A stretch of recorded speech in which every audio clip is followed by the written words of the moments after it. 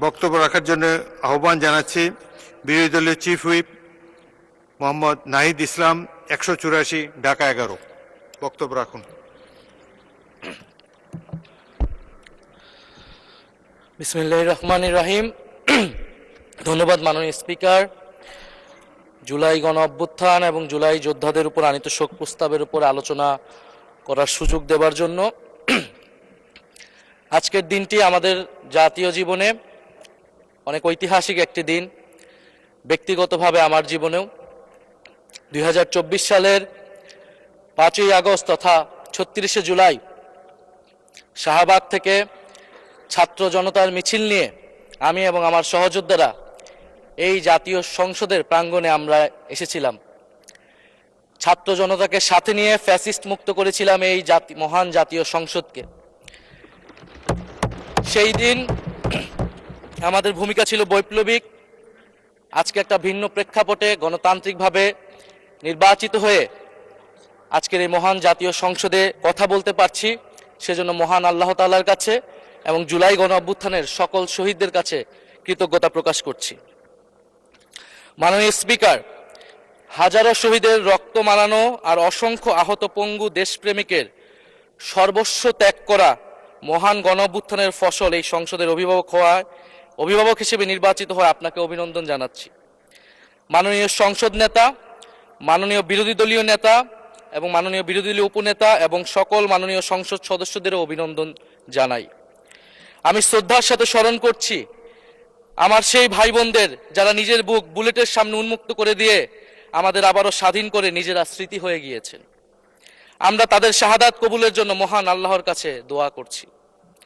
একই সাথে আহত ও পঙ্গু জুলাই যোদ্ধা ভাই বোনদের প্রতি আমার সবটুকু আবেগ, শ্রদ্ধা আর ভালোবাসা দিয়ে কৃতজ্ঞতা জানাচ্ছি। তাদের সুস্থতা কামনা করছি।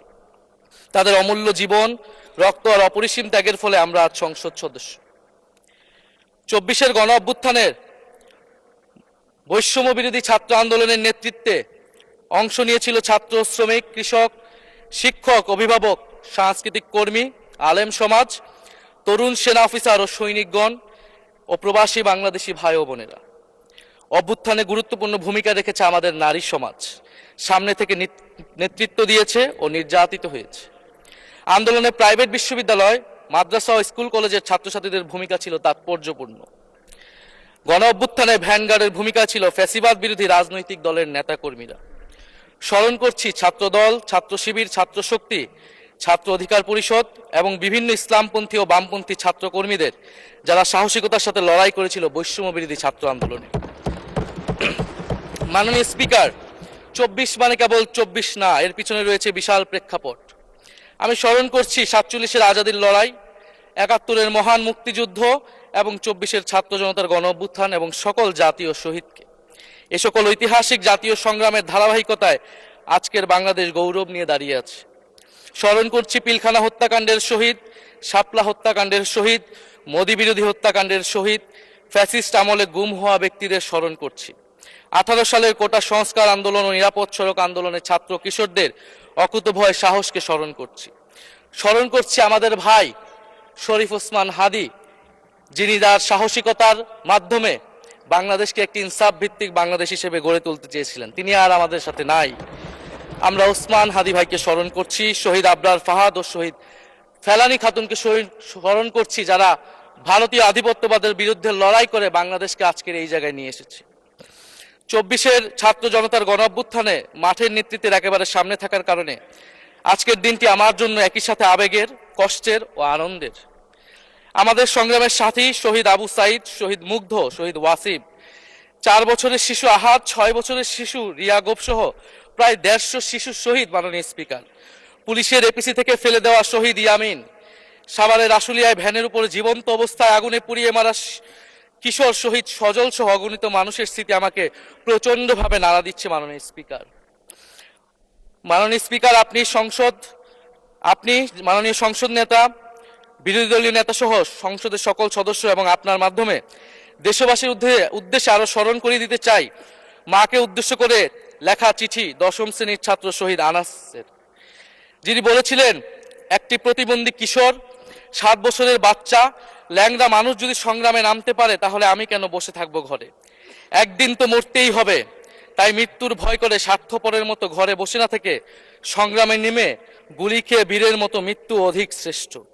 যে অন্যের জন্য নিজের জীবন বিলিয়ে দেয় সেই প্রকৃত মানুষ। আমি যদি বেঁচে না ফিরি তবে কষ্ট পেও না, গর্বিত হয়েও জীবনের প্রতিটি ভুলের জন্য ক্ষমা চাই।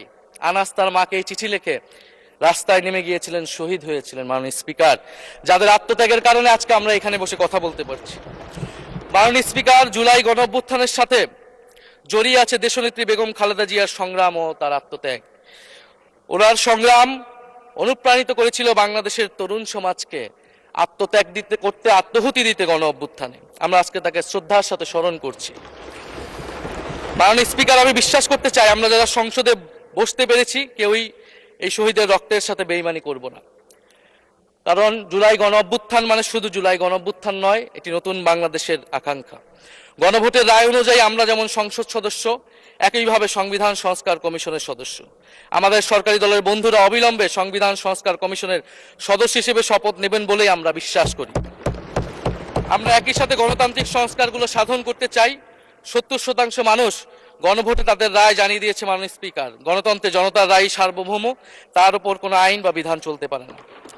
মাননীয় স্পিকার, আমরা বিচার চাই, জুলাই গণহত্যার বিচার চাই, শরীফ ওসমান হাদি হত্যার বিচার চাই, গুম খুনের বিচার চাই, বিগত সময়ে হওয়া লুটপাট এবং দুর্নীতির বিচার চাই। জুলাই মানেই নতুন বন্দোবস্ত, গণতান্ত্রিক অন্তর্ভুক্তিমূলক বৈষম্যহীন দেশ। জুলাই মানে আধিপত্যবাদ মুক্ত, ফ্যাসিস্ট মুক্ত দেশ। জুলাই মানে মানবিক মর্যাদা ও দায় ও দরদের বাংলাদেশ। মাননীয় স্পিকার, আমি শেষ করবো একটি কথা বলেই।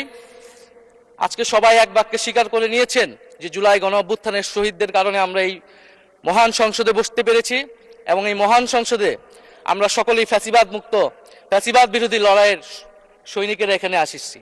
আপনার প্রতি নিবেদন থাকবে কোনো ফ্যাসিস্ট তার দোষর যাতে আজকের এই মহান সংসদে বক্তব্য দিয়ে সংসদকে কলুষিত করতে না পারে। আমরা ফ্যাসিস্ট মুক্ত, আমরা ফ্যাসিবাদের দোষর মুক্ত জাতীয় সংসদ চাই। মাননীয় স্পিকার, আপনাকে ধন্যবাদ। ইনকিলাব জিন্দাবাদ। ধন্যবাদ মাননীয়